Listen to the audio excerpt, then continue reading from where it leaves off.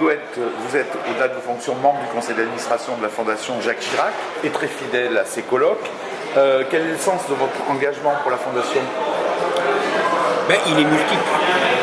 Il est multiple. D'abord, la Fondation, elle est gestionnaire d'établissements, donc elle accueille des personnes en situation de handicap, d'ailleurs parfois lourdement handicapées, donc c'est extrêmement important de contribuer à une conception de l'accueil, de l'accompagnement, etc. Ça, c'est un premier point. Il y a un deuxième point, c'est qu'en plus, la Fondation a le souci de la réflexion autour des progrès que doivent réaliser la politique générale du handicap, l'accueil des personnes en situation de handicap, leur citoyenneté, etc.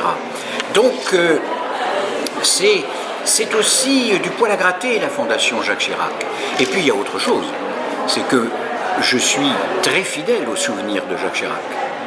Jacques Chirac m'a nommé délégué interministériel en 2002, donc toute la période de fabrication de la loi du 11 février 2005 et la négociation de la Convention internationale relative aux droits des personnes handicapées, j'y ai été très étroitement associé avec le Premier ministre de l'époque, Jean-Pierre Raffarin, avec la secrétaire d'État de l'époque, Marianne Monchamp, voilà.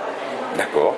Et alors, sans présumer des travaux de cet après-midi, pour vous, le numérique, la digitalisation, est-ce qu'il faut les craindre ou les encourager? C'est irrémédiable. Donc, il faut en prendre acte. Le problème, c'est que tout le monde n'y a pas accès. D'une part, il y a beaucoup de fractures numériques. Le deuxième problème, c'est que le numérique conduit à une dématérialisation excessive de tous les actes administratifs.